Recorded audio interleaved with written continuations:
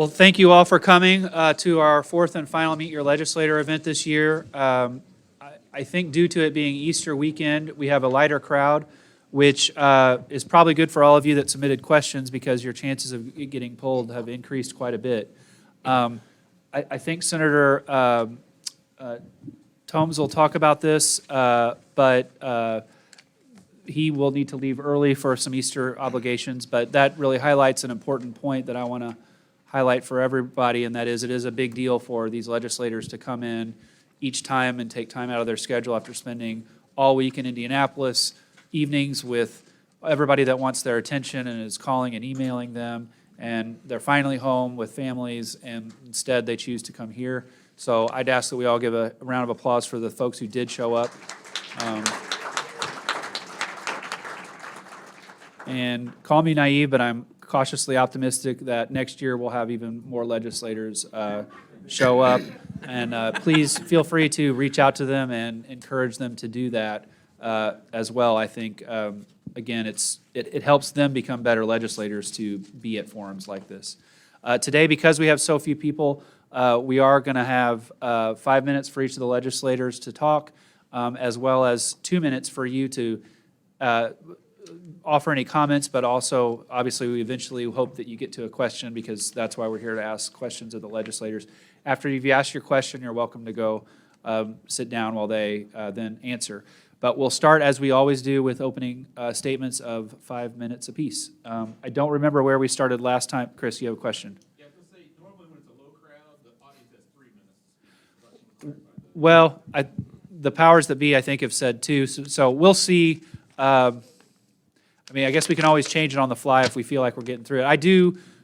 Even though it doesn't look like we have a lot of questions, we have the potential, I think, if we keep it at 2 to make sure everybody gets asked. So we'll see, but if we need to revise that, we can. I'm willing to defer 2 minutes if you want to. Yeah. No problem. I enforce the rules. Don't necessarily set them, but I enforce them. Okay, I don't remember who started last time, but we'll just start with my right here with well, I think actually Senator Becker started last time. So we'll start with Representative Hatfield. Good morning. Thank you all for being here and continuing to be active in this process. We are headed now to about the last, I think, 3 weeks, which is set by law. We have to be done by the end of April by law, and it becomes fast and furious at this point in session. So very quickly, I'll kind of describe where we're headed and why some answers to questions may get a little more gray in the process, because we are at a point in which we're starting to see bills come back from the Senate. So in the first half of session, the House passes House bills, the Senate works on Senate bills. About midway through, they switch, and the bills that pass the House go to the Senate and vice versa. And now we get to a point where if a Senate bill passes the House and is not the exact same language that already passed the Senate, it goes back to the Senate, where the Senate has an option to concur, which is accept the changes and vote on it, or to dissent. And if they dissent, or if the House member dissents on a bill that comes back from the Senate changed, it goes into a process called conference committee. Conference committee is a process in which one Republican from the House, one Republican from the Senate, one Democrat from the House, and one Democrat from the Senate, along with advisors, meet and come up with one piece of legislation or one set of language that then has to go back to the Senate and the House for a final vote. Here's what's tricky about it. One, the majority party controls the process. If the House Democrat or the Senate Democrat, it's generally the Democrats who may defer, don't sign the conference committee report or don't agree with the changes, the leadership in the House and the Senate Republican pro tem and the Speaker of the House, can replace those members with Republican members. And then you have 4 Republicans who have to sign off on a conference committee report that then goes back to both chambers for a final vote. Here's what's important about that process. There are rules around what can be changed. However, they're loosely defined and they're loosely enforced. And so, as some of you saw a couple of years ago, a bill about pharmaceutical drugs became a gun bill. And there was no mention of pharmaceutical drugs in it. It was simply about gun legislation. And so the process at this point becomes a little bit murky, and bill numbers change, language comes flying from everywhere, and it creates a process in which you really have to kind of evaluate what's going on in those conference committees, what comes out of them, and what you're finally voting on, because a bill that you may have strongly supported before may be something you would never support now, and vice versa. And so it's an interesting part of the process. Certainly becomes very busy in the building. As I have mentioned in this meeting before, I still believe that other than the statutory budget that has to be passed, the healthcare legislation moving through the process is the most significant we've seen in decades. I don't believe that it's in good shape currently. I believe it gives a major boom to the insurance companies while being draconian for the hospitals, and I believe it'll result in consolidation, higher healthcare costs for consumers, simply because there is no requirement that any savings that may incur be passed on to the consumer. However, let me just take a moment to readdress my colleagues who do show up for this meeting, which I am appreciative of. It is a joy to work with two senators who will work with you on legislation in southern Indiana, and to make sure that we're all moving in the same direction when it comes to bills that impact Evansville and southern Indiana. But Senator Becker did something that is being talked about a lot in the building right now, and has her pretty much a hero status, in that in a committee last week, she got a carve-out for a hospital here in town that will probably save that hospital if the legislation passes.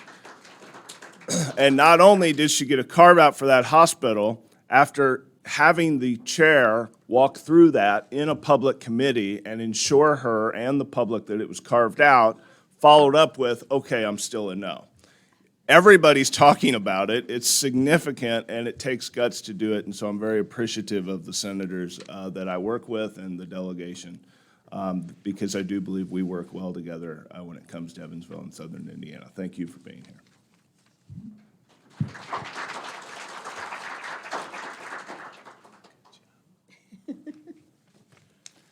Senator Becker? Can you hear me? Yes. Okay, thank you. I appreciate the compliment, Representative Hatfield. That's House Bill 1004. And what they haven't done is they're beating up on hospitals, but they don't do anything to the insurance industry. And they are the ones that okay the claims and pay claims, and they are not even paying hospitals or physicians a decent wage. And so the hospitals have to make up for that. And 1004 is that bill, and I did appreciate the fact that they carved Deaconess out of it, but they also carved several other hospitals out of it, including some of the chairman's own hospitals up in northern Indiana. They didn't talk about that,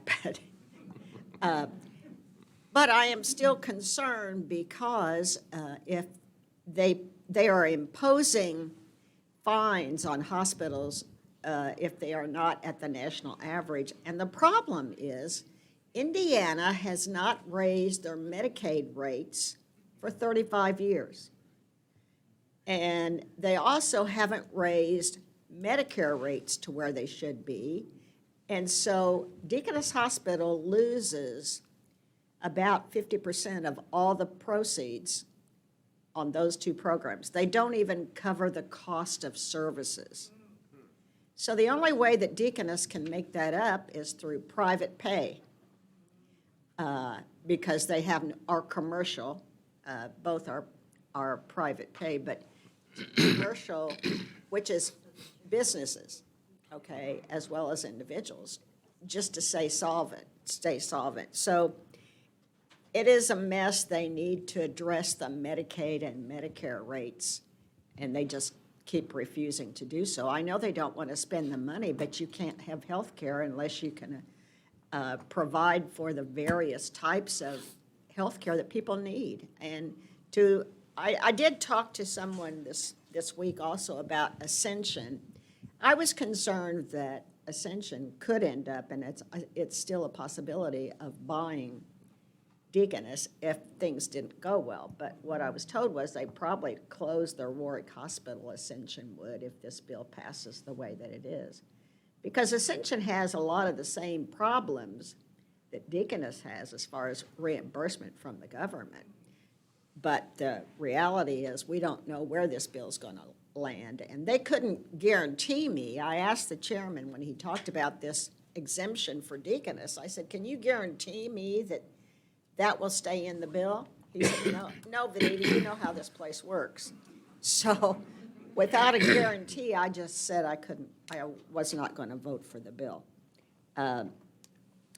One thing I wanted to ask you about, and also I had some information I just wanted to share with you because we are always beating up on Centerpoint about them being the highest rates in the state, and they have been for a long time, but NIPSCO has edged them out in December and January, February, and March. So they're not quite the bad guys that we thought they would be.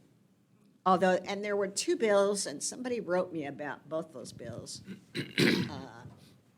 And I voted against both of them because I thought they're affecting rates that people will pay, and I don't like trackers, and I don't like them being able to go around the IURC. One thing I wanted to ask you about, though, and I've got 53 seconds to do it. Who do you think should build, there is a project to build new transmission lines in central Indiana and up north as well. And these are going to be built whether we like it or not. I mean, they are to send energy outside of the state through the Milo system, which I can't remember what it stands for, but it's utilities. So there's a bill 1420 that is coming up for discussion this week. And I guess what I wanted to know, the difference would be, do you want CenterPoint to build those transmission lines that are local, or do you want an out-of-state company to do it where you really won't have much recourse if you call on them if there's a problem? So that's really my question, because that's what the bill does. It will allow out-of-state companies to do it, or the decision, if you don't pass it, would be left up to the locals. Isn't that right, Jim? Right, yeah. And so we both were just wanting to ask, who would you prefer to do it? I know nobody's happy as far as CenterPoint's concerned because of their rates, but who do we want to build the transmission lines? Because they're going to be built whether we want them to be or not. Yes? If Centerpoint, are you building those, wouldn't it possibly affect our rates too? Because It could. income for them, It could, and the other thing that I guess I thought about was, if you have a problem, at least you have a local company that you can call. That's all. So, yes. Sean Russell, business manager for Ironworkers Local 103. I know CenterPoint just renewed their contract with the Lions. That work was performed by Hoosiers that live and have their kids in this state. I would think we would definitely want CenterPoint to build those. Okay, thank you. Yes. I'll say 1420 eliminates any competition if it passes and would give CenterPoint another monopoly. So it eliminates some competition in the building of those contracts. It just would affect the ones that are around us, though. It doesn't, there's going to be a whole lot more of them built. So I don't know. How many think you want a local company to do it? How many do not? What are the advantages that the outsiders are offering compared to To my knowledge, they're not offering any. Nothing. They would, one of the examples were if a storm knocked down the power lines and stuff, you may have to wait a day or so before them units to get into the area Right. and get put back up. They, So they couldn't, because they wouldn't be as handy or as close to the transmission so lines. that's one of the things. Yes. I mean,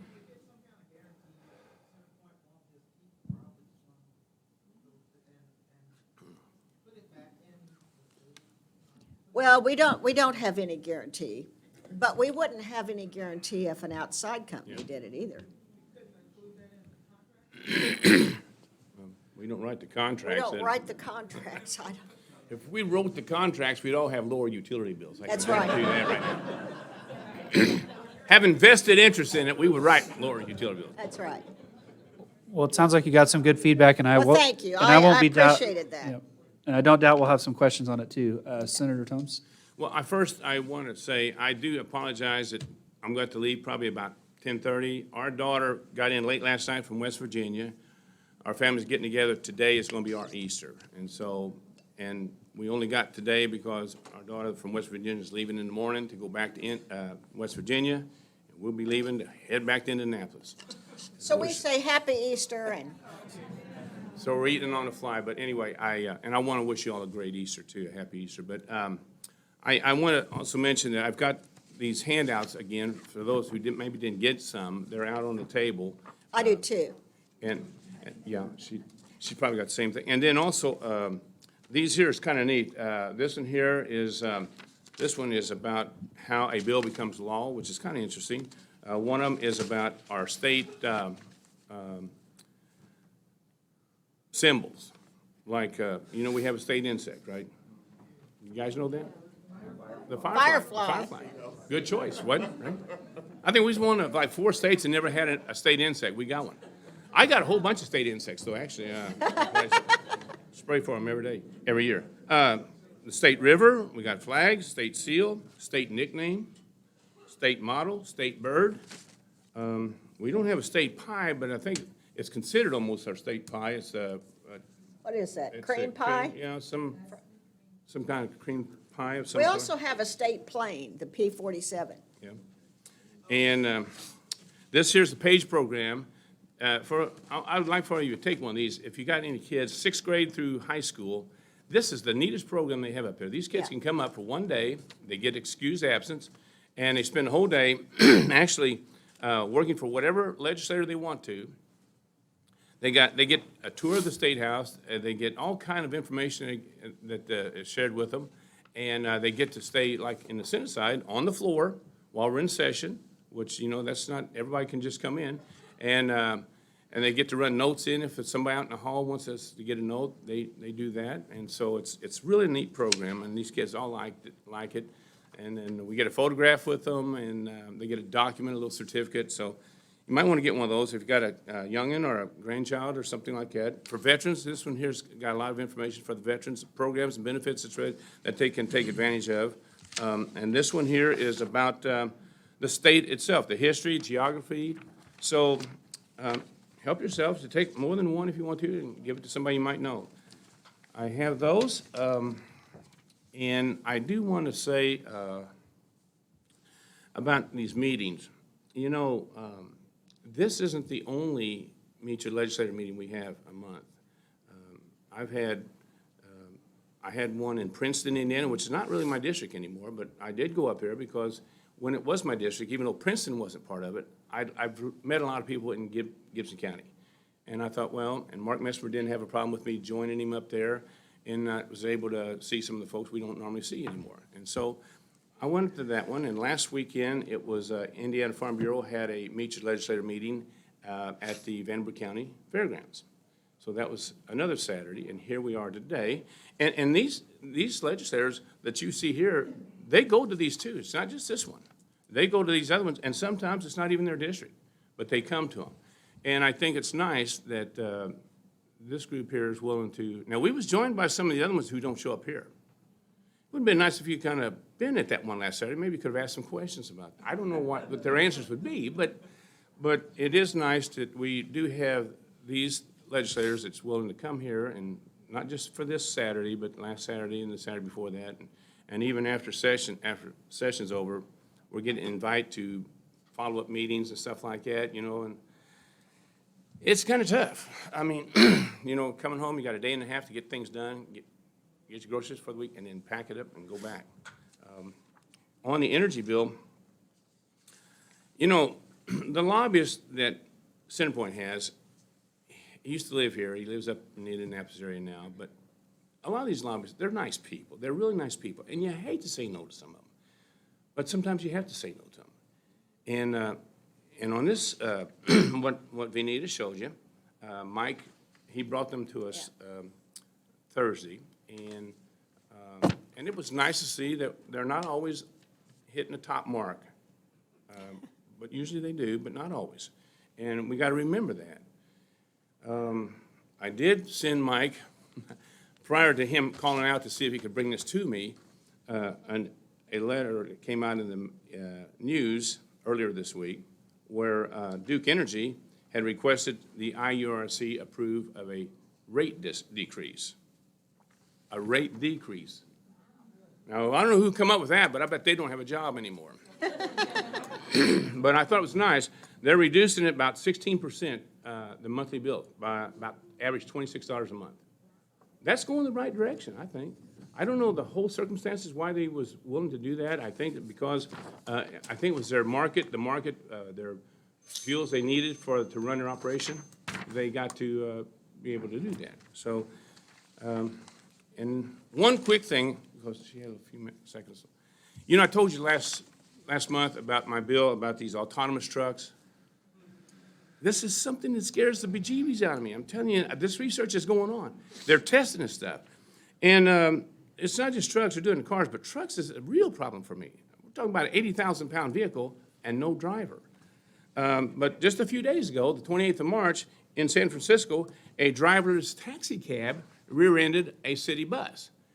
Things happen when you don't have a driver. Things happen when you do have a driver sometimes. But when you don't have a driver, that you're going to put a vehicle on the road, and it didn't get a hearing. I thought at least if we could have got it out maybe for a summer study, just for discussion, to see what Indiana would do as this technology increases and develops, and it is, that I don't think our citizens really would like the idea of knowing they're traveling an interstate with a truck, and you look up, not only is there no driver in some of these, there's not even a steering wheel in them.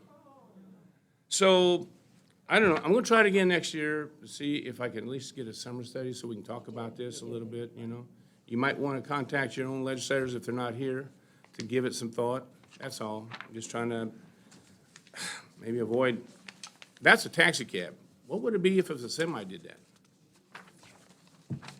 Anyway, that's what I got, folks, and thanks for being here, appreciate it.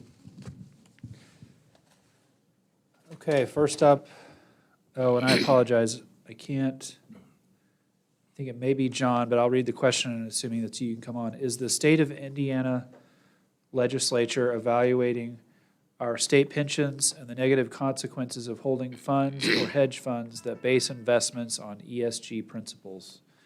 Sorry, I could not read your, yeah, come on up and you get 2 minutes. I can't read that.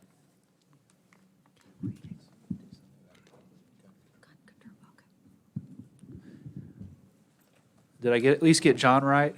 Yeah, you got John right. Okay, Yeah. all right. This is my first meeting I've ever been to. I saw it in the online that, hey, they're having a legislator meeting. I'll come out and see what it's like. And then I come in and they say, I only got 2 minutes, right? So I don't want to tell a huge story. So I come in, I just came up with this question on the fly, okay? I kind of, last night, I looked at the different things that were in legislature. And I didn't see anything about this, that I don't know if it's been addressed in the House and the Senate, but I know that I know it's a ESG is it stands for environmental social governance.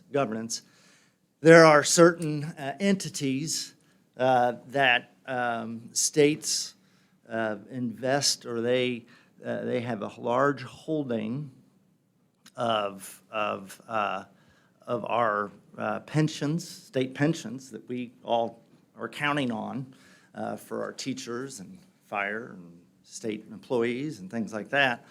And it's not necessarily going with our fiduciary, for the benefit of fiduciary reasons. It can be very harmful. It's all based, and I'm explaining something that you guys know. Is it something that is being addressed, or going to be addressed, or has been addressed in the State House? John? Can I Sure. start? Yeah, go ahead. So there is a bill that would prohibit Indiana's pension providers from investing in companies with ESG policies that focus on social justice and equality.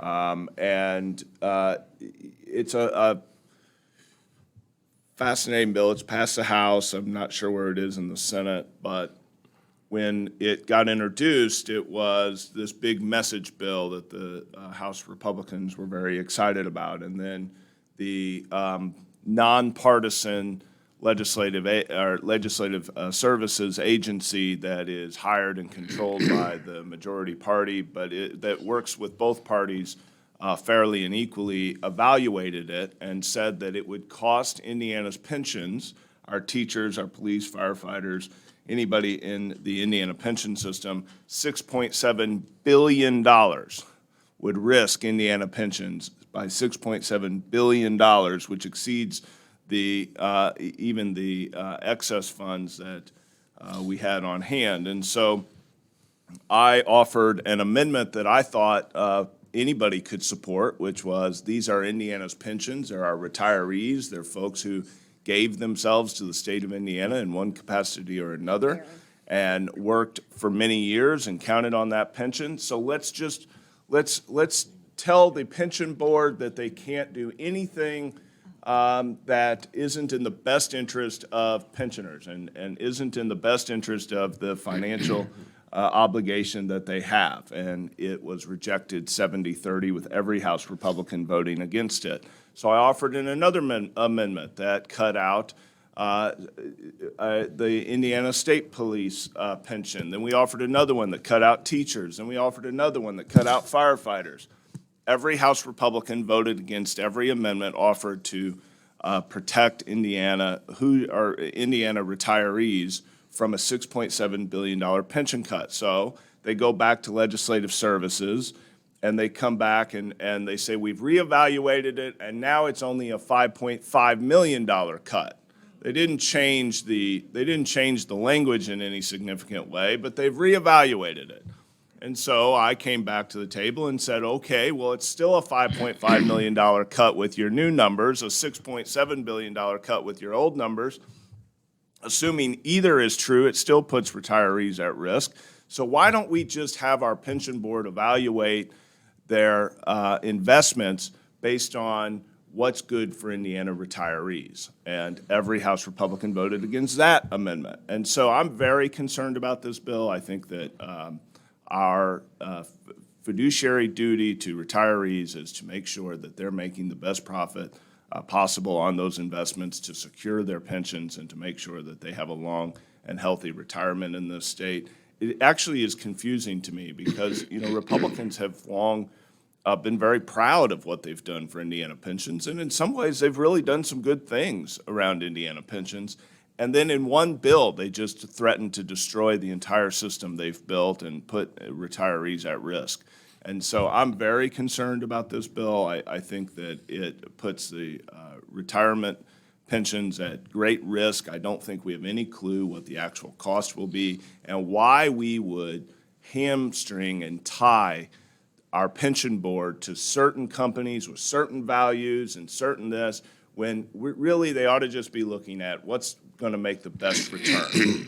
And I didn't offer that as, hey, the best return amongst Democrat companies or Republican companies. I just said the best return, period, with no caveats, because I think that Indiana retirees who have put in their life's work and been promised a pension should be secure in that pension. We've done a lot of work, both parties have done a lot of work to make sure those pensions are secure. Most of them are, and we should keep it that way by ensuring that these administrators of these funds invest them with one purpose, rate of return. So I'm very concerned. And I guess ESG, that is not what their focus is on the best rate of return. Their focus is, okay, let's evaluate this coal company or this fuel company or anything, this nuclear energy company.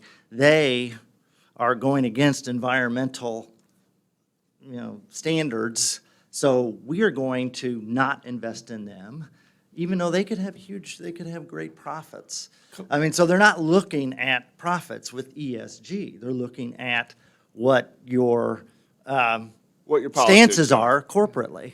It's not looking, so I mean, I agree that each decision for a pension should be where are we going to get the best return? Thank you, John. And that is what ESG. I appreciate it. Senator Becker, do you want to offer comments? I don't know where that bill is in the Senate. They did not hear the one that would have mirrored what the House did. I mean, they got enough feedback. Oh, I'm sorry. Is that better? Yeah. Okay, they did not hear that bill the way that the House had passed it or what they originally started on. I'm not exactly sure where they are in the process, but I've already said I won't do anything that's going to reduce the payout for our retirees. I agree. And let me also say, for those of you who are retired, if we have any retired public employees or retired teachers or people that are concerned about those funds, we've been fighting. The House passed a bill to allow the 13th check, and so far our leadership is not conducive to doing that. So I would encourage any of you to email Senator Rod Bray, he is our leader, and tell him that you would like to see the 13th check for state employees as well as for retired teachers. What we have done over the years has invested in reducing the pension cost, and our budget is going to be $1 billion less than the House budget just because we put that money into retired teachers and state employees into their pension plan. So they have the money, it's there, it's solvent. So there's no reason, and it's not money that would come from the general fund, it would come from a special fund that we set up just so that we can make sure that they were solvent. So it doesn't take any money from the general fund, but I tell you, they don't want to do a 13th check or a COLA. And we have judges, they automatically get a cost of living. We have police and firefighters that automatically get a cost of living. And so I think these groups and organizations should get a cost of living or a 13th check as well. So I encourage you, and also to write your own legislators, because even if you write us, we can at least share that information with our leadership and say, all these people have written me and they're concerned and we need to do something about this. So I did want to hit too briefly when we talked about utilities. I authored a bill in the Senate. How many of you are real happy with your water rates and sewer rates? Well, we have to go before IDEM to get those permits approved, and the city wasn't having much luck. And so they decided to go the legislative route because it would save us $40 million. And so I had a bill in the Senate that did just that. And we went and I worked with IDEM. They had some concerns about the language. So I worked on it, got it past the House, past the Senate, and then it was over in the House committee. actually got an emergency clause added to it, so it goes into effect immediately. That will save us from having to pay additional cost of $40 million. It affects every Vanderburgh County resident. So I will concur on it this week. Would have concurred on it Thursday, but we ran out of time. So I will concur on it this week. And I don't call that my bill. That's not my bill. That's a bill for every citizen in Vanderburgh County. So thank you. I'll stop. All right. I don't want to hog the entire, I just want to make one quick comment. Yeah, John, I mean, the thing is, we've got a lot of Okay. questions, so we have the 2 minute That's fine. for that for a reason, but we'll give Senator here Yeah, a chance to you comment. know, last year, somebody brought this up to my attention, this ESG, and I did some checking with our state treasurer and also the AG's office on that. And the answer I got back was that, and I think it was the AG's office explained, that what the state does, when they invest these pensions, they're looking for the best return. They don't particularly go out and invest in an ESG company, but they said they can't control when those investments get moved to a different group for a better return, that it won't be a company that's associated with ESG. So that was the answer I got back. I'm just telling you, that's what I was told, that Indiana doesn't specifically go after a company that is with this ESG program. But it's not to say that the pension money doesn't eventually wind up in one of those companies. So for what it was worth, I want to say too, on that pension, on Vanita was talking about that 13th check. This week I brought it up in our caucus, and the words hardly got out of my mouth about, are we going to do a 13th check, was a resounding no. And I thought, you know, I know the importance of the 13th check. When my mom was, my dad had died from, he worked at the Evansville School Corporation, and his pension was pretty minimal. And that 13th check, I know what it means to people, because every year she got that, she would call me to let me know she got it. It was a very meager amount of money, but it just tickled her pink that she got it. And I know the importance of it. And for the life of me, I don't know why there's such a resistance to maintain it. I just keep it going. They're wanting to do this COLA, which is, it just, sometimes the 13th check is less than what the COLA would be. I don't know why they just won't continue that, because for the retirees who's on fixed incomes, and like my mom, she made it on nickels and dimes. I mean, she was very frugal with her money, and she was able to save money too. But that little bitty 13th check coming in was Christmas for her every year. And for a state, and I brought this up, in Indiana here, when we're trying to help people out, and then sometimes we talk about, well, we got to be careful with our money, and I hope we are. But it was it 3 years ago when there was 2 charter schools, Right, virtual right. schools, I should say, left town with $68 million of your money? They never got it back. I keep bringing it up. I brought it up more than once. I brought it up again last week. Just so you know, folks, you're telling me you don't have the money for the 13th check, and I asked, are we going to get that $68 million back? You know what the answer? No. $68 million, I don't know about you, but that's a chunk of money for me. I still pick up pennies when I see them on the ground. I'm going to tell you, that's how I am. Okay. So it's kind of hard to take that no so quick when somebody walked away with $68 million of our tax money and nobody went after it. But, and I also want to clarify something too. I don't want to get into politics.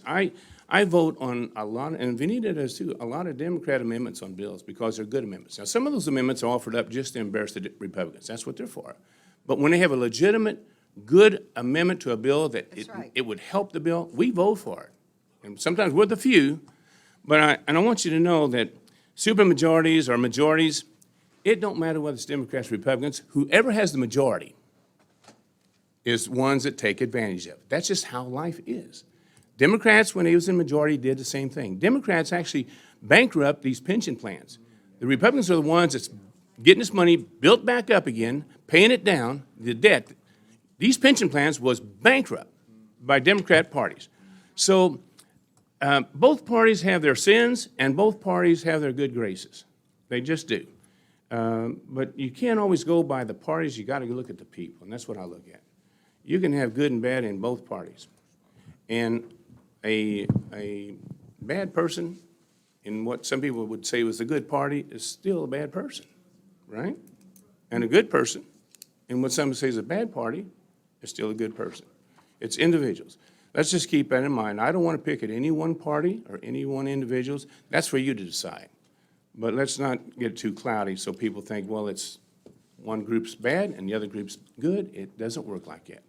And human nature takes control more often than not. And when people have the ability to do it because they can, they do, don't they?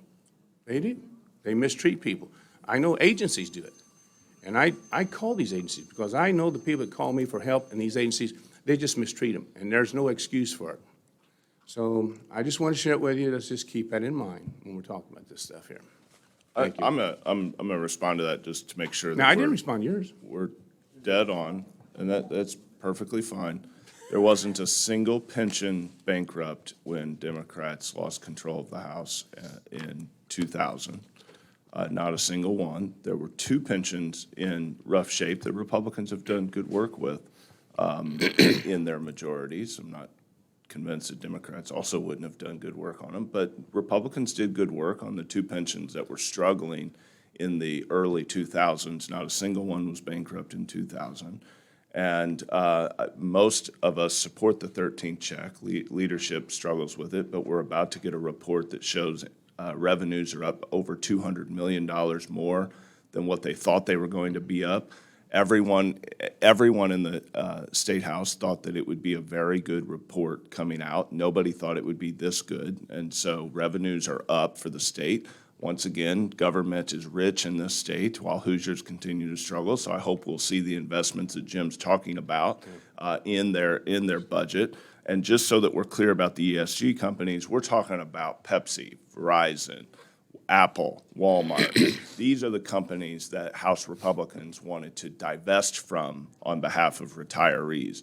86% of the S&P 500, the 500 largest companies in the world, have ESG policies that House Republicans wanted to divest from, voted to divest from. And so I agree that there are problems in both parties. You heard me criticize, if you were watching the committees this week, you heard me criticize all kinds of Democrat policies. But what you didn't see me do is try to divest from 86% of the largest 500 companies on the backs of Hoosier retirees. And it's important we know who is doing that. Well, on a side note on that too, Ryan, some of these companies, they are hoping to put out of existence companies and businesses that are in play right now where there are jobs. Some of these are union jobs. And so you got to understand, it's a mix. You can't just go, it's not black and white. It's not just right down the line, this side and this side. There's a lot to take into account on this thing. And so I just got to say that. There's businesses that are at stake at this and jobs as well. Okay, next up is Pam Locker, who wants to talk about Senate Bill 2. She's got quite a note here, but I'll let Pam go ahead and deliver that.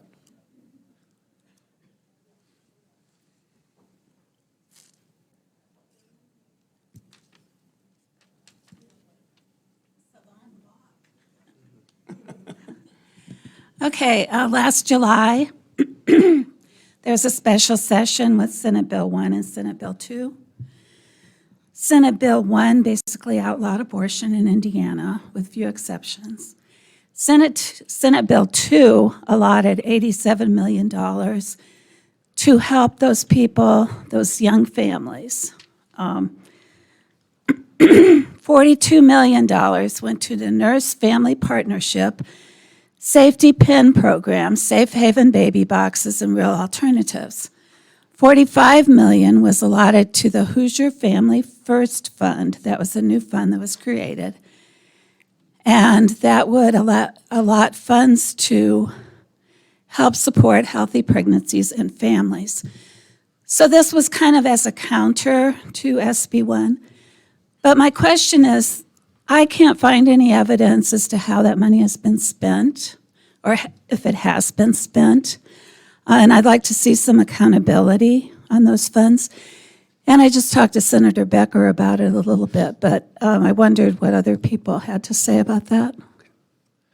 I don't know, Senator Tomes, you want to go ahead and start? We'll go back this way. I don't know where those funds are going, but you got. I asked about this. Am I on okay? Yeah, you're on. Okay. I asked about that fund earlier this session, at the beginning of the session. They really couldn't tell me anything, but they said they would continue to try to find out for me. So I'm going to keep at them because it's very important that those funds actually get used and not revert back to the general fund, that they actually provide help for low-income women. You know, more than half of all pregnancies in the state of Indiana right now are paid for through Medicaid. Over half. And they're mostly unintended pregnancies. So, but I also want to share with you the fact that we have passed out of committee, both two committees, House Bill 1568, which they should have done it during the special session. It allows pharmacists who meet certain training requirements to prescribe and dispense hormonal contraceptive patches and self-administered hormones, birth control pills. And it passed the Senate Committee on Appropriations with a vote of 7-2. It will now move to the full Senate. It's passed the House, and so far they tell me we will have the votes. Hopefully that's the case, because that's the biggest reason why we have so many unintended pregnancies. And let me tell you, pharmacies are open on the weekends. They're open on Saturdays and Sundays, and doctors' offices are not. A lot of them aren't even there but 4 days, if you can catch them there at 4 days. So it's a very important piece of legislation.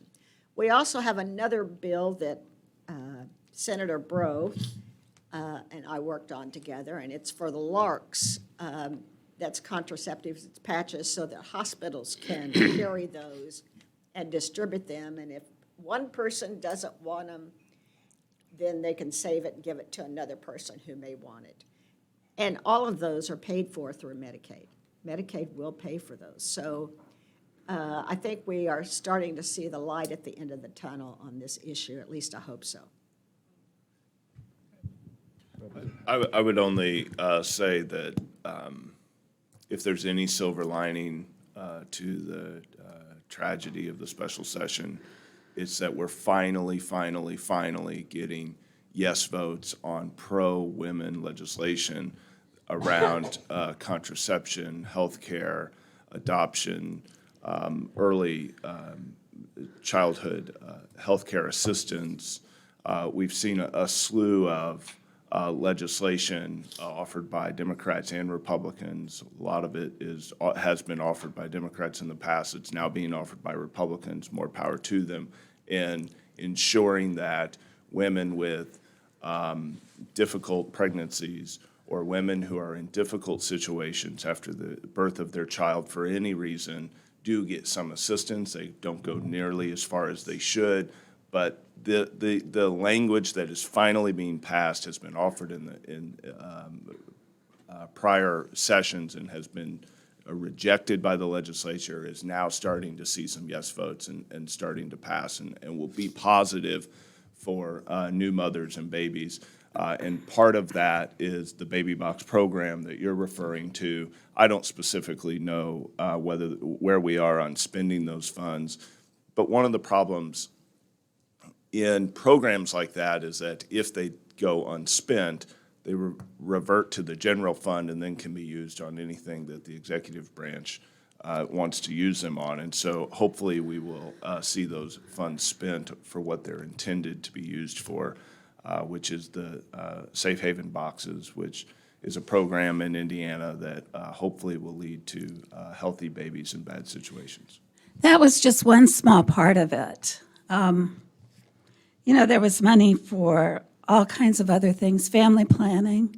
I mean, it was a pretty big chunk of money. And for those of us who follow the special session, it would be nice to see some accountability. And also, you know, I feel hopeful about SB4, setting up the Indiana Public Health Commission. If there's one thing that the special session brought up, it was the fact that there are so many people that aren't getting the proper health care in the state of Indiana. Our statistics are awful. So anyway, do you think that bill will make it? I was just going to ask if there's anyone here from the Board of Health. Your microphone's not on. Oh, it's not on, I'm sorry. Is there anyone here from the Board of Health? They promised me they'd be here this week. And they're not, shame on them. Let me just say, Pam, that they are supportive of the bill. It will allow local county health boards to ask for more funding. And right now, it was a grant program. I don't really think that grant programs are good, because if they don't have the money and know that the money's going to continue, they aren't going to apply for grants if they think that they're not going to be able to continue to offer those programs. So we're still working on that bill. I think something will pass, and I'm optimistic that it'll be a good program. It just allows the county to opt into it if they so choose. They don't have to. Well, and they get 80-20 matching of their money, right? Actually, there's no match required, Oh, or at least in the original bill. It was just that they would be able to ask for additional funding. And one of the things that Dr. Maria Del Rio Hoover, anybody know Doctor? She advocated that we ought to put the LARCs with the local health departments, and she's on the board there, so she was going to talk to them about doing that, okay. having access to that. But I will continue to ask about that funding. Okay, thanks for your time. I would like to comment on this. I wouldn't really have to say anything here, I guess, but you come to these meetings and you're entitled to know where your legislator stands on things. And I never shy back, because I think people, when they ask questions, deserve a straightforward answer. Because when I ask questions, I expect a straightforward answer. And on that bill last year about the abortion, that was a very difficult thing to go through. You know, we talk about health care, and we need to ensure that everybody in this state does have available health care to them, affordable. And this is for women and men, mothers and fathers, and their children. And those children include the baby that's not yet born, but is in process, maybe just a few weeks away from being born. So I'm going to share with you my position. Most of you probably know, and you may not like me, but I'm honest about where I stand on this. These little babies that are just a month or two from enjoying life like we enjoy it, and they're up for grabs. They're the ones that's going to take the hit on the decision to end their life. I don't know if any legislators ever said they want to take away women's health. I've never heard that said. But for those of us who's looking for the life of this baby, we got to keep that in mind too, that baby's health is important. I'm telling you a personal experience. When I go out and I see these families with these little tykes, little babies, you know, maybe they're just 7, 8 weeks old, maybe 9 months old, 10 months old. And I think how lucky they were. They made the draw. You know, they had parents or people that want to make sure they got born and was able to start their way in life too. And all the ones that didn't, that they were, these abortions, so brutal, pulling their arms and legs off while they're alive. It's inhumane. If we did this to a beagle, we'd have the sky coming down on us, on animals. I know, I've seen the bills that protect animals. But I just can't support killing these babies. I want the mother and the baby to enjoy life, both of them. Hold up your signs. I don't know if that means, I can't read from here, but I'm just telling you folks, this country and this state, there's somebody always yelling about for the children. And when we see these tragedies like what took place in Tennessee, and those 3 little kids down there was killed, murdered in school. But if they were, Let's save them. if they were, those kids were aborted, I don't know if the same outcry would have been there. Little babies can't vote, and they can't donate to campaigns. My concern is these little ones, as well as everybody else, the adults too. We have laws, we want to protect our adults from crime and drugs and corrupt government. But those babies got to have somebody speak out for them. Shake your heads, no, all you want, folks. I'm just telling you how I feel, okay? I know you're on the other side of it, and that's fine. But you're entitled to know I will do what I can to protect them babies. Thank you.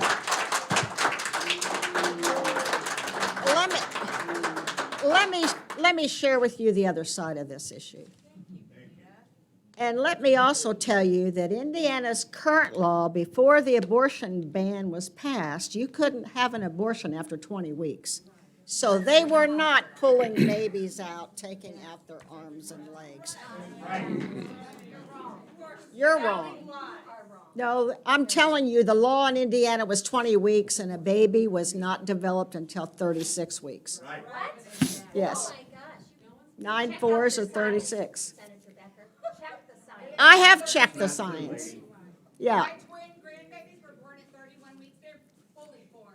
You know, you can say what you want to. Survive outside of the womb. I understand Hey, that, but hey, I'm telling hold you, on. Can we Indiana's just let her law was answer? not there, and women resent the hell out of this.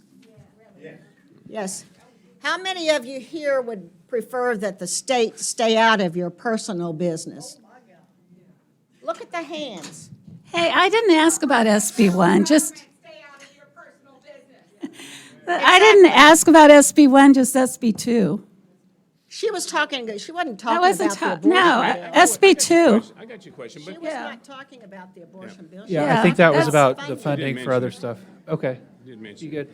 Okay, next up is Suzanne Glass Foster, who would like to ask about, I don't know if that's Senate Bill or House Bill 486. Senate Bill. 486.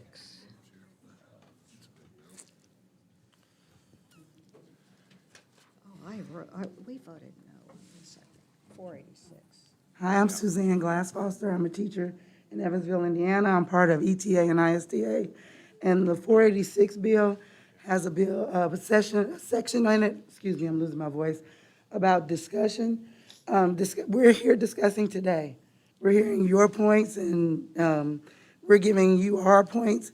And discussion is very, very important. So I just wanted to say thank you, Senator Becker. And I'm not sure, Senator Tomes, did you vote no Yeah, he did. also? He voted no, I want to say, I was just here to say thank you to both of you for voting against that, because we need to be able to discuss with our school districts, and they need to be able to discuss with us. And so we thank you for that.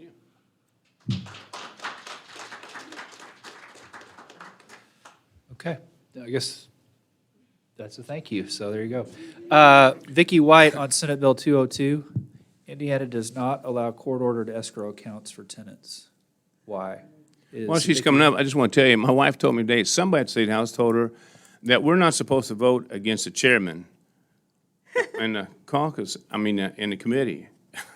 I didn't know that. I've been voting against them every now and then on bills. They haven't fired me yet, but interesting to hear that. Is They that true? haven't kicked him out yet.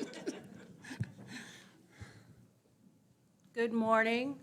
First of all, I want to let everyone know I'm not an expert on the legislative process at all here in Indiana, or maybe not even this issue, but I want to ask questions to learn, particularly from Representative Hatfield. Indiana is one of only 5 states that does not allow court-ordered escrow accounts for tenants. And these accounts help improve housing conditions by allowing tenants living in inadequate housing to pay their rents to a court-ordered escrow account until repairs are completed by landlords. And I want to know why Indiana has laws that prevent us from doing this in Evansville. Okay, I think it makes sense to start with Representative Hatfield. Is it your understanding of the law that the statutes currently prohibit it? Or that we Yes. just, it's not common practice? That is my understanding, that the law, there was a bipartisan bill, SB 202, that was focusing on out-of-state negligent landlords that would have allowed for the use of that, but I understand that it got sent to committee or something. Yeah, so SB 202 doesn't sound like came over to the House, so I won't have an opportunity to vote on that. However, the House did pass 2 tenant-friendly bills that I supported and wrote an amendment for one of them that was tenant-friendly. But I supported both efforts to protect tenants in the House. Those bills have gone to the Senate. I don't quite know whether or not they've received a committee hearing yet or not.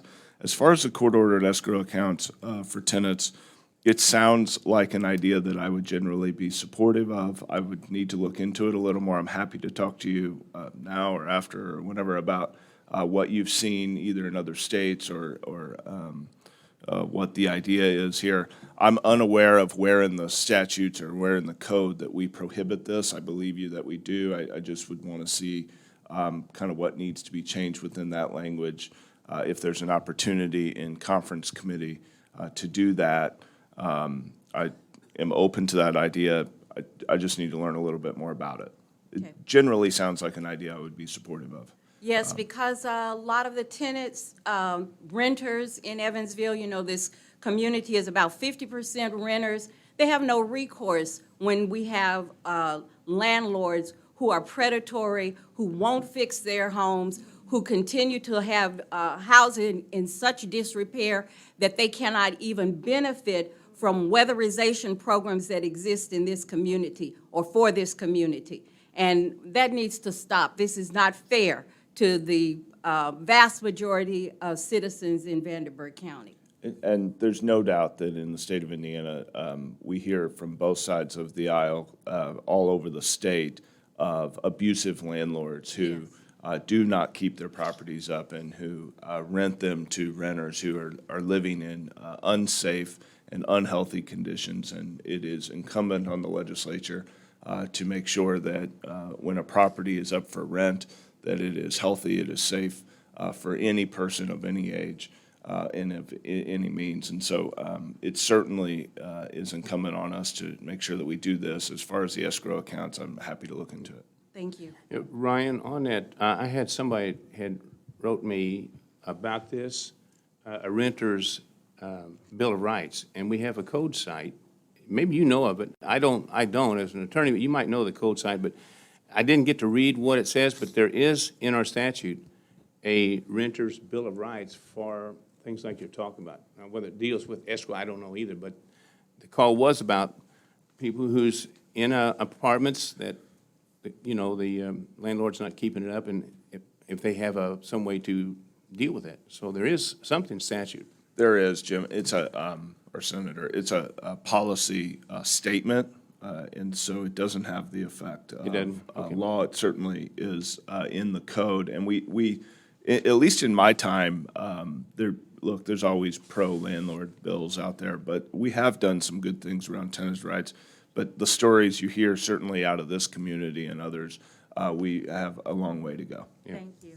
Yeah, and I will share with you that one bill that has passed, Senate Enrolled Act 114, it allows utility companies to request courts to appoint receivers over certain landlords who have failed to pay the utility bills for their properties.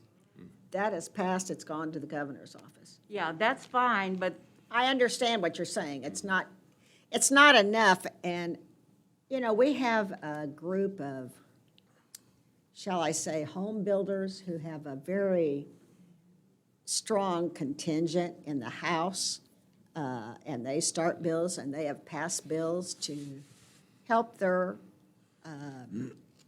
profession, but they don't do anything about tenants' rights. no, they don't. They don't. And that people, I think that we always, whenever there are problems with a person getting their bills paid or electricity bills paid, they say, go to CAPE. CAPE has weatherization programs, but they cannot weatherize homes that are in such a bad disrepair that they get deferred. And there are a lot of deferments out there, and something needs to be done. Yeah, we had a bill, it was a House bill, actually, forming new commissions Yeah. on building. 1575. And it was interesting, they struck out the Commission of Labor out of that, which deals with safety factors when you're building, apartment buildings or homes. And I made an issue about it, and so We got to they went put back to the in. drawing board, put that back in. I don't know why they would have taken labor, the Commission of Labor out of there. I have suspicions, but I'm not really sure. I can't prove it, but anyway, that's back in there. But there's a lot of work going on, and like Representative Ryan was talking about too, right now, all the bills that's out there has been shuffled around. I'm not even sure where they're winding up in now. They're winding up in bills that they might be germane, they might not be. They're in conference committees. I have a bill, I think it wound up in Wisconsin now. I haven't tracked it where it's at now. Anyway, it's hard to follow them right now. Thank you. All right, we have a question on ESG, which we've asked already, so I'm going to come back to that if we're able to after we get to some others. But here's, I think, a new one. Sean Russell on, I presume, House Bill 1024 and 1211 regarding unions. This could just be another thank you. Well, I'll start with Ashlyn at Starbucks talked me into 2 espresso shots in my drink this morning, so I'm sweating and a little jittery. It's not normally part of what my morning consists of. So I want to start with House Bill 1211, which was introduced as a public safety bill, which was supported in the House by Representative Hatfield and supported in the Senate by both Becker and Tomes. And just want to say that, we greatly appreciate that, and I'm saying we as a Hoosier, and that being that, taking steps to make sure that our bridges and our schools are being built safely, and, we're not talking about it after, a catastrophic event, so thank you for that. And from there, just want to go on to House Bill 1024, and that is, I'm a husband, a father of 6, and a union representative here in Evansville, Indiana with Ironworkers Local 103. And House Bill 1024 would effectively ban PLAs and RBOs on public works projects. And I guess I just really don't understand outside of the propaganda of why this is needed. And that being that, these are really local control issues, and RBOs and PLAs, for people that don't know, these are responsible bidder ordinances and project labor agreements, which the propaganda would say is union, non-union, when really it is responsible contractors, and it's typically performed by local workforces because of these agreements within its municipal projects. So I guess my question is, as a union representative that represents a majority of Republican membership, what are we, after the repeal of, we've got right to work, we repealed the common construction wage, why are we still being attacked by the Republican legislator, and what does this bill accomplish? Yeah, it's an interesting bill in that let me say this. I view it as an attack on labor unions, and it is meant to destroy them further than they've been destroyed by the policies over the last 20 years. That being said, one of the major opponents of this particular bill were Republican mayors all over the state. So what you need to know about PLAs, project labor agreements, is that it allows local governments to enter into agreements with contractors to ensure safety standards, making sure that deadlines are met, that a community has a recourse if a deadline's not met, or if the contractor walks off the job and just leaves you with a half building in downtown, that there's a recourse for the community. Mayor Winnicky uses these, I think, consistently in projects that we do here. And so Democrat and Republican mayors all over the state came to the State House and said, please don't do this. What you need to know is there is no requirement that they do this. It's an option in their tool. It's a tool for them to use to ensure that that projects in communities are done in accordance with that community's values, but also to financially secure those projects for the community. And they've worked for a long time in the state, and members of both parties, and councils of both parties have used them to ensure that the work gets done in a high-quality manner so that we don't have what we're seeing in particularly one other country right now, if you're following the news, but in other countries where buildings just fall down. And not one building, whole blocks of buildings are falling down because they don't have the correct standards in place. And so I oppose this effort. It doesn't appear it has a hearing in the Senate yet. That means that we've got a few days left in which it could. But it is really a perplexing attack on labor unions that members of both parties have opposed for a long time. So Ryan, thank you for your no vote in the House. And to my knowledge, Senators Becker and Tomes does not support this bill, but it was heard in a Senate committee, and I think it had a 5-5 vote, and it's being scheduled for a revote next Wednesday. Okay. So Yeah. I'm sorry, I'm gonna hit on that because that's gonna happen next week in the House in regard to a healthcare bill around non-competes.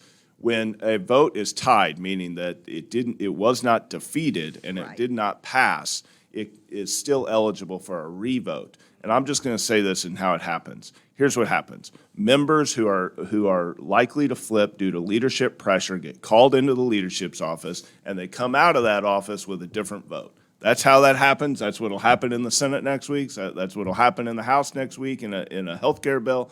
And so for those of you who care about this issue and believe that Evansville should get to dictate their own projects in the way that they feel is best, please reach out to the members of that committee and put a lot of pressure on them, because their leadership is about to call them in, probably Monday morning, if they haven't been called in already, to change their vote. Let me just share with you, because I followed this bill.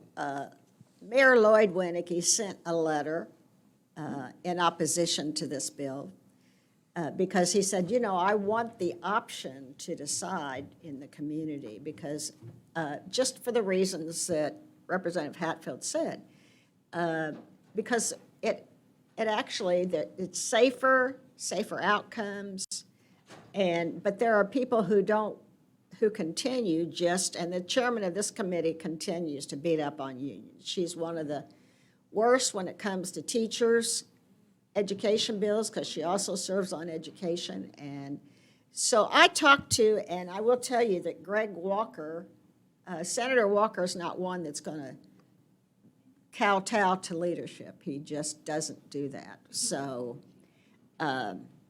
I talked to him about this bill, and he said it's tied up, but he doesn't see the changes at this point changing his mind. So I don't know. They're going to continue to try to get better language that they think they can pass, but then it comes to caucus, and then Jim and I can wait.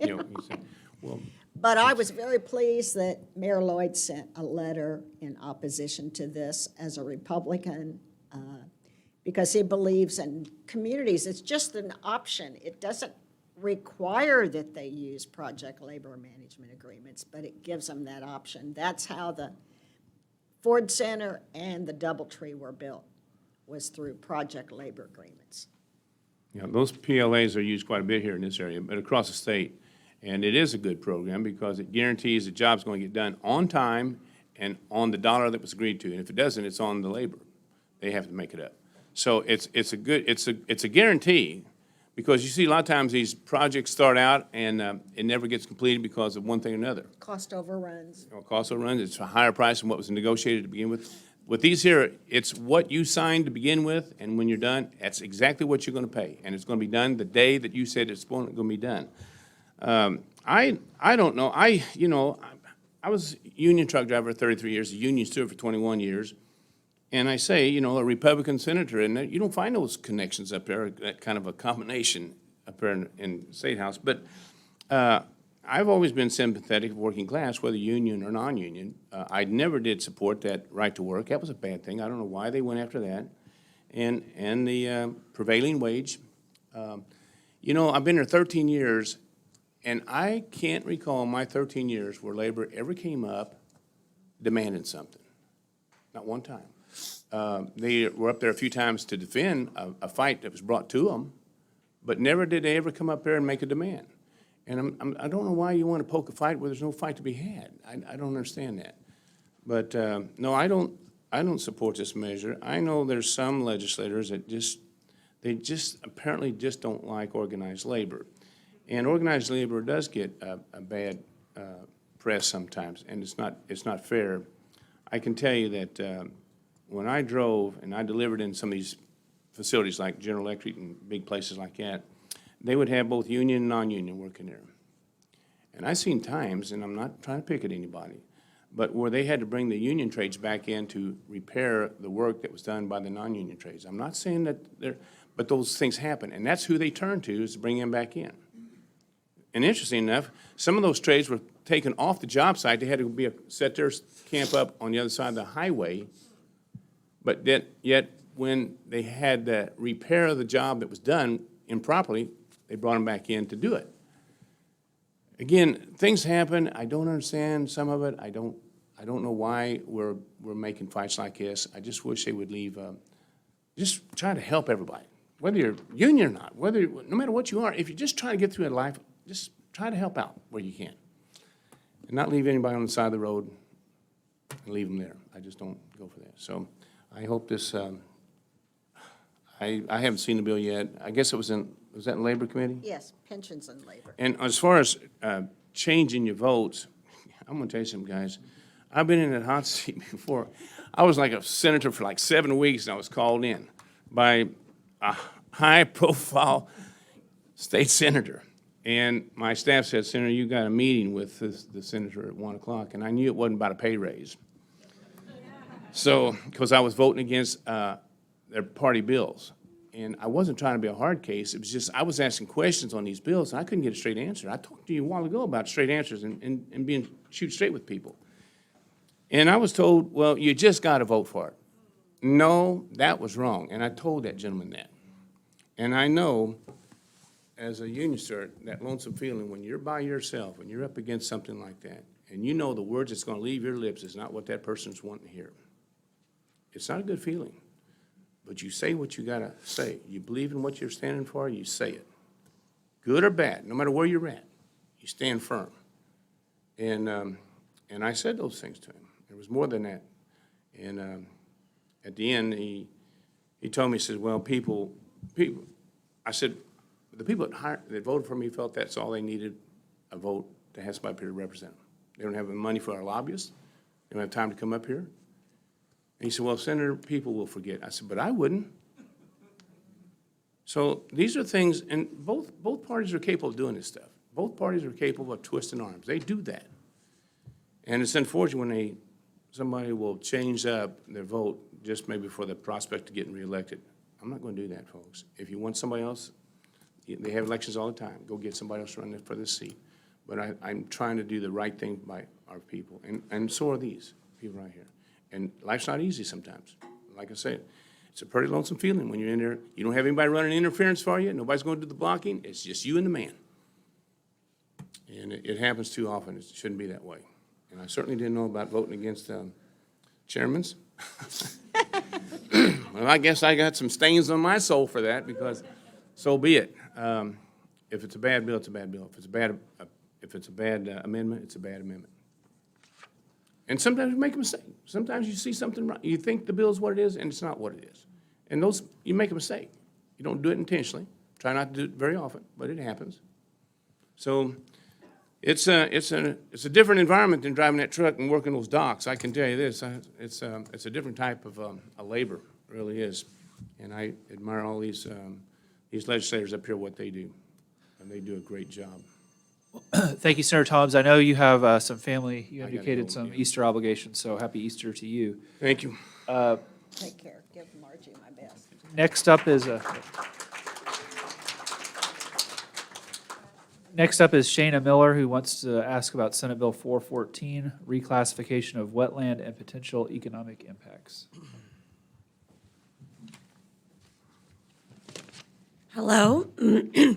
Excuse me. My name is Shayna Miller. I'm a Ball State student and an Evansville resident.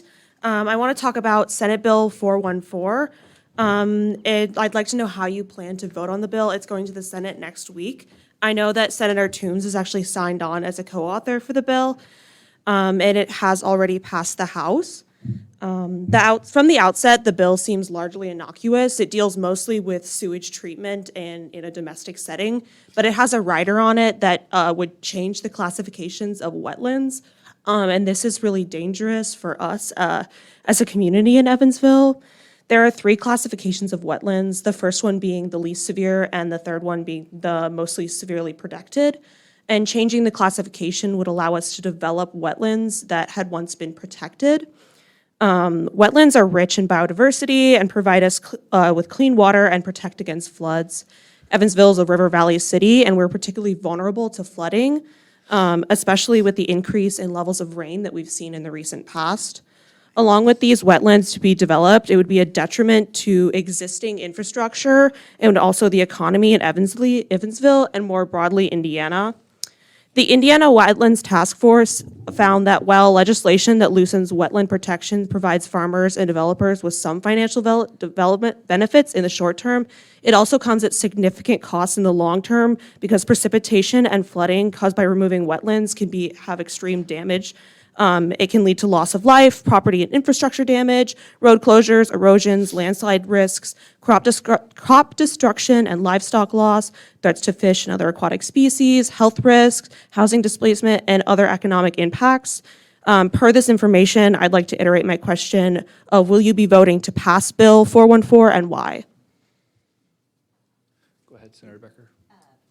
I will not be voting to pass it the way that it is. It was an innocuous bill, as you said, before the House added the amendment that affects wetlands detrimentally, and these are really major concerns. And I've talked to Senator Sue Glick, who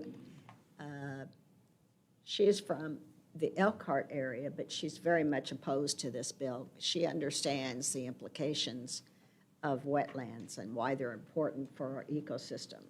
And you're right, we live in a river valley. We've had a lot of rain, and we need more wetlands, not less, because they absorb the water. This particular amendment actually goes against trees, vegetation, all kinds of things that we value in our parks and our forests, and so she's on the warpath. Senator Glick is, so you might want to email her or call and leave a message of support. I do not intend to vote for this bill the way that it is. We will not, I don't think, now the guy that actually introduced the bill in the first place, he's a freshman senator, so he really hasn't had any experience with this, but I'm sure she's going to have a say over it, as well as the Department of Environmental Affairs. So we'll keep plugging on it, and I'm sure, I don't know, Ryan, you didn't support that piece of crap, did you? I'm really glad I didn't.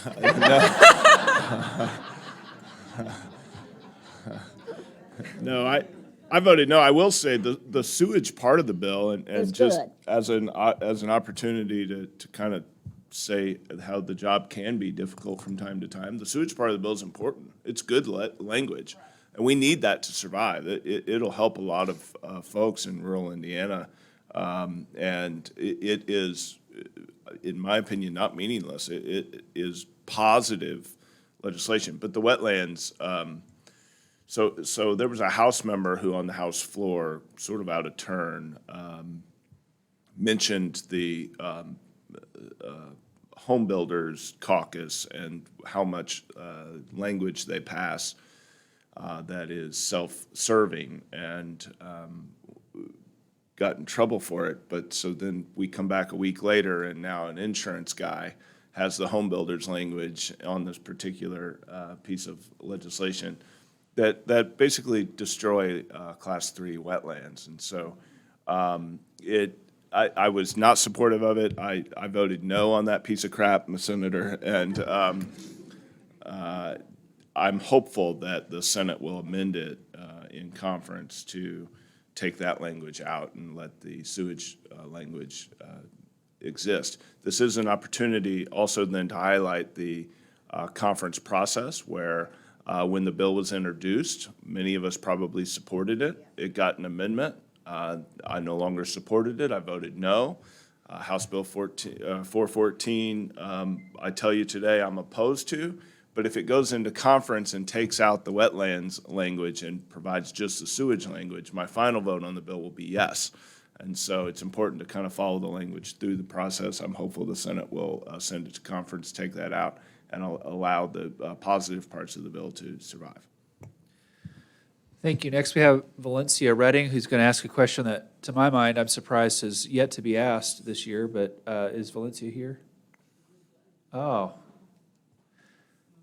Well, I think we should go ahead and ask it, because how are we going to reverse the gerrymandered districts? I don't know who wants to take that one first. I'll let you start, Senator Becker. You know, both parties do gerrymandering. Both parties do it. I've been there long enough to see the Democrats do it when they had control of the House, and Republicans do it when they have control. Personally, I'm not enamored with it. I think we ought to just let an independent commission do it, but that's probably not going to happen. But let me just tell you about a case recently. Have anybody heard about the Wisconsin case? Where the Supreme Court Justice, the Democrat woman beat the incumbent Republican, and they have gerrymandered for years in Wisconsin. And so now, of course, they're trying to do what they can to keep her out of office. I don't know if they will be successful. I would like to see that they aren't successful because she won. He said, and he was so nasty in his, what would you call it, concession speech. He said he would congratulate his opponent if he had a worthy opponent. So I suspect he'll never run for office again, but that's pretty nasty. So, but I don't know what's going to happen, but I hope she is successful because she actually ran on the pro-choice issue, and they elected her on that pro-choice issue. So, and the majority of states that have had referendums on this issue, including Kentucky, have been successful. The majority of women in this country do not support what our legislature did, and they knew the results. They polled people. They knew ahead of time that the majority of Hoosiers did not support that, but they did it anyway. I suggested that they do a referendum, but they wouldn't do that. I think the public should have been able to weigh in on that issue. It's too important to when the Supreme Court throws something out just because they want to. So anyway, that's an interesting issue, and it'll be interesting to see what happens. I've carried legislation in the past that would have provided an independent, nonpartisan commission. There's been suggestions that nonpartisan commissions don't exist, and so I've offered bipartisan commissions.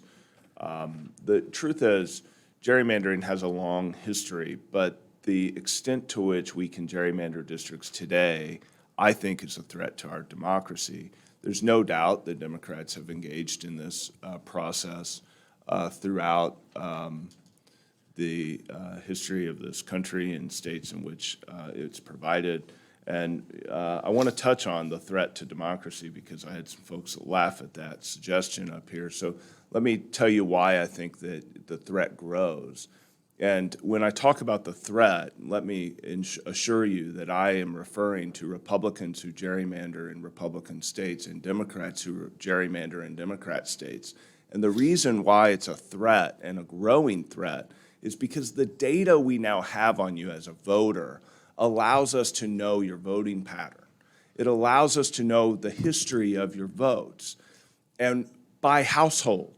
In fact, in this state, not too long ago, in the last 20 years, we drew a line down the middle of a house because we knew that one was a Republican and one was a Democrat, okay?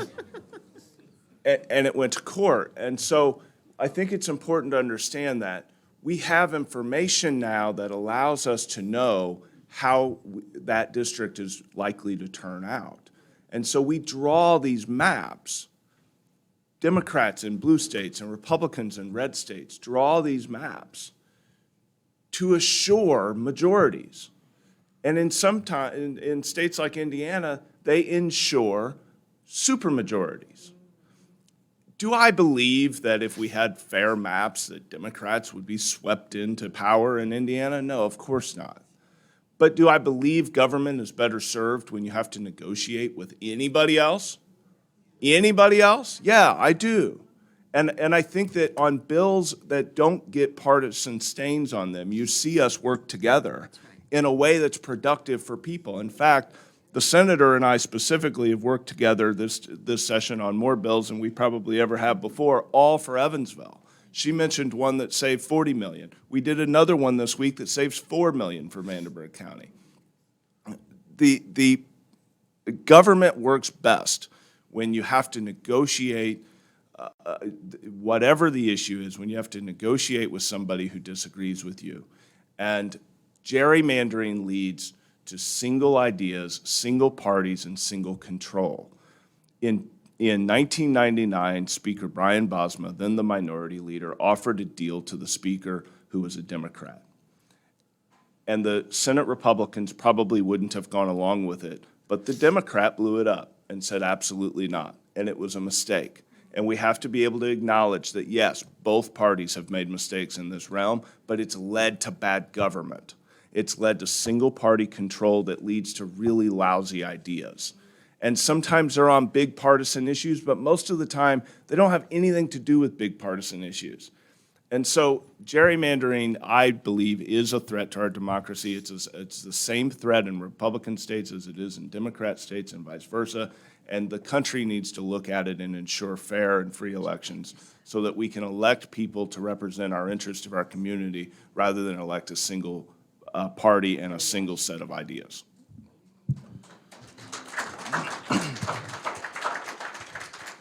And I want to respond to that. He's absolutely right. As a Republican, I just want to tell you that supermajorities are not healthy because they don't. Plus, when Republicans have supermajorities, they eat your young.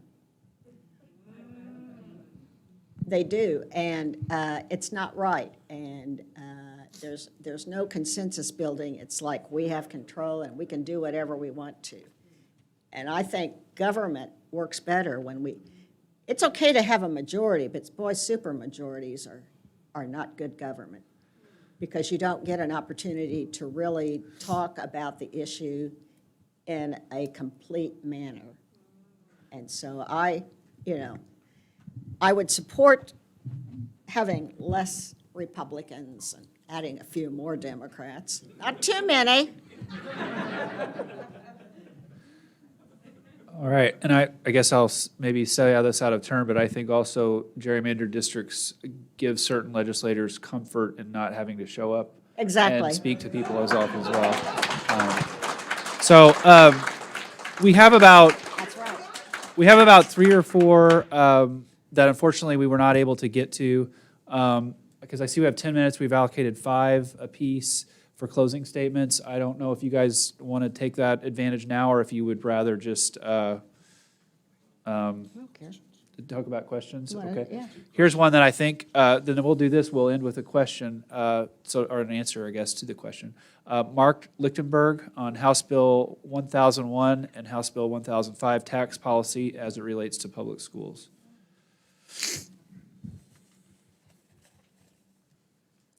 Good morning, and thank you for being here and answering questions, and happy Easter weekend to you.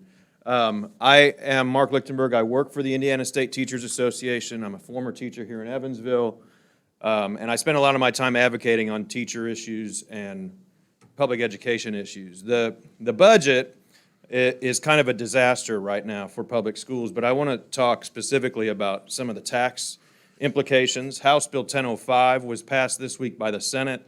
Thank you for your no vote, Senator Becker, and also Senator Tomes. There was an amendment added on the Senate side that completely takes away restrictions on residential TIF districts, which has tax implications for schools because operating funds for schools come from property tax revenue. And a TIF district exempts an area from paying property tax for, I believe, 20 years. So that means the property tax revenue to the schools gets less. It used to be, or current law would say that the school board that's affected has to vote to approve that TIF district. That's taken away by the amendment. And also the kind of the guardrails around when you can create a TIF district are taken away by the amendment.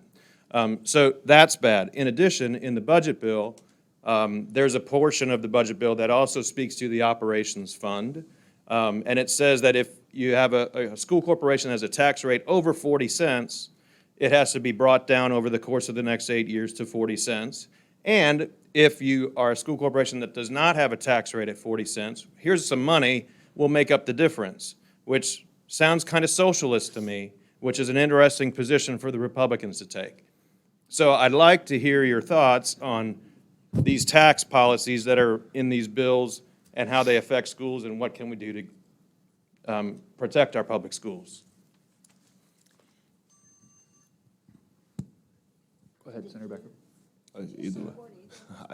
I did. So I supported House Bill 1005 prior to the amendment, which I appreciate you filling me in on because so there was an amendment in the Senate, is that right? And that was the tax provision. Yes, it takes out all of the threshold language related to residential TIF districts and says that school boards don't have to approve them anymore. And the House has generally been more supportive of TIF districts than the Senate, in my recollection, Senator. You may have a different view of that. But so let me just generally say the budget numbers that just got released add another $200 million. Quite frankly, in my opinion, we were already at a number in which the leadership in the majorities in both the House and the Senate were uncomfortable doling out as much money as we had already. Now they have $200 million more to figure out what to do with. And I'm a little skeptical that they'll do anything at all. I think there's starting to be rumors that they want to force us into a special session. So let me say this. What's interesting about the amendment and the timing, and I'm saying that I'm glad I'm going first so that the senator can correct me on any of this, but the appropriations chair in the Senate, who is a good friend of mine, was on vacation last week and would have been the primary member that it would have been important for him to be there for an amendment on tax policy. And his son is a senior in high school, and he chose to go on spring break with him. It's so interesting that the amendment happened right at the same time period that the appropriations chair was out of the building. It will go into conference committee, and hopefully the House will stand firm on the tax provisions and take those out because it passed with 91 yes votes, a lot of Republican, in fact, I think it was total Republican support and a lot of Democrat support out of the House. But generally, that appropriations chair, let me add, that appropriations chair wrote a letter to his colleagues in the beginning of session and said, my son attends a private school that receives voucher money, and the way that this school has operated around several controversial problems within that school is so egregious and so offensive. I went to the school with the remedies that I thought that would help, and they told me to go fly a kite, and when I said that they couldn't do that, they reminded me that I have supported policies. They reminded this senator that he has supported policy that allowed him just that. He wrote a letter saying that and said perhaps we should stop vouchers into private schools who don't have any accountability. It'll be It'll be very interesting what happens with the budget coming out of the Senate. It'll be interesting when he returns from vacation with these new tax provisions. But generally, we have seen a depletion of tax dollars into our public schools in order to fund private initiatives that, as Senator Tomes mentioned earlier, have at times stolen up to $68 million over the course of a single summer that was never recouped. And so I think that it's important that we continue to fund our public schools, that we not mess in large part with the cooperation between TIF districts and school corporations, because over the last 20 years, public schools have not seen the same appreciation that they've seen in other states, and as a result of that, we've seen teachers leave the profession. We've had a harder time than the states around us in retaining teachers, attracting teachers, paying teachers, and when you look at the results, it bears out in compared to the states around us. And the biggest problem that we have is that our public schools continue to outperform our private and our charter schools. We have a very good one here. We have a very good one here, and it's always difficult to talk about it in the state, in the city of Evansville, because we do have a very good one in the city of Evansville. But when you look around the state, public schools are still the best opportunity for your kid to have the best life possible, and we should fund those initiatives. And I suspect, Representative Hatfield, that you did not vote for House Bill 1001. I did not. Okay. Yes, you did. The people that aren't here. The people that are not here voted for it. Well, and what it does, included in that budget bill, it allows, now let me first tell you that the median income for a family of four in the state of Indiana is $61,000. That's the median income. This bill allows anyone making up to $220,000 to have a voucher to send their kid to a private school. And the public will be paying for that. I do not support that, have never supported vouchers for schools because it does take money away from public schools. You know, you only have so much money, and you have a big pot of money, so when you start taking it away for other things, it depletes that. And we have seen that. And over 90% of our kids go to public schools in the state of Indiana. So I think those kids should get 90% of the funding. And so I do not support that, and I don't think Senator Mishler will either. And let me just share with you, we have child care vouchers through the state of Indiana, full-day kindergarten, where you can take your kids to a school for daycare. You know what the income limit is to get one of those? It's $40,000. Medicaid, you know what the income limit is for one person? $7,000. I mean, it's ridiculous that you would turn around and then grant somebody making $220,000 a voucher to send their kids to private schools, especially in light of the fact that voucher schools don't have to, they are not ruled by the same laws that govern public schools. You know, there's a bill right now, 1608, that talks about pronouns and nouns that kids decide they want to be called, but it doesn't apply to the Catholic schools. It only applies to public and charter schools. Charters have, they too are not governed the same way, because I will tell you, we have a great high school here, but that high school does not provide transportation.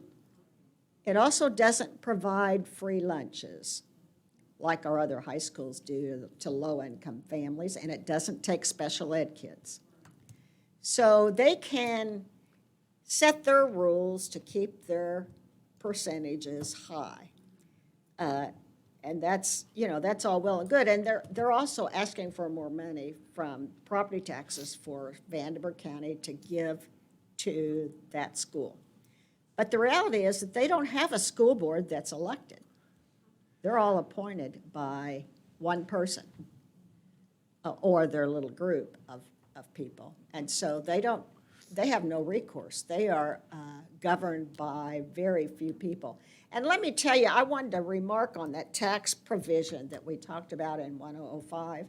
That was also done by the same person who's trying to pass House Bill 1024. So that's all I'll say. I'm hoping we can have a better outcome on, because really and truly, Mark's right, that before the school corporation, the school board had to pass before they could do that. And now they're actually requiring Vandenberg, Marion County, 4 different counties in the state to give money if they have from their funding to charter schools, which will take more money away from public schools as well. Thank you, Senator Becker. I want to end with a comment that Senator Tomes mentioned earlier, that there are a lot of other forums, and that's true. But each of those forums are organized or run for some particular group or business or special interest, so that this one really is designed for the public. And so I appreciate everybody who was part of putting this on. It's a rare nonpartisan / bipartisan effort that everyone is invited to and can ask any question of any topic. So I appreciate everyone who is behind that. I don't have the list of sponsors right in front of me, but I know it's long, and I just want to give all of them thanks. I have no doubt it will return next year, and so keep an eye out for the dates and times that it returns. Thanks, everybody, for being here. Let me just say Go ahead. that the other one is put on by Farm Bureau, so they don't get questions. I went to one of those that was in Warwick County because it's one of the counties that I represent. There was about 20 people there, and no questions really about education. Fortunately, there was a person there from Warwick County who was a teacher, so she was able to bring up I have a bill, the Imagination Library. It's passed the Senate, passed the House Education Committee. It went to the House Appropriations Committee, and they wouldn't pass it. So we're going to put it in the budget bill. The Senate has already given me a commitment, because what this does is it gives books to children from the age of birth to the age of 5 to learn to read, and it also provides a bonding process between that child and its caregiver, its mother, its father, whoever, or pre-K. So we're going to get it through. It's one of the governor's priorities for this session, so if they don't fund it, he will. So again, thank you for being here. And thank you, legislators, for being here, and everyone for attending and asking questions and being respectful.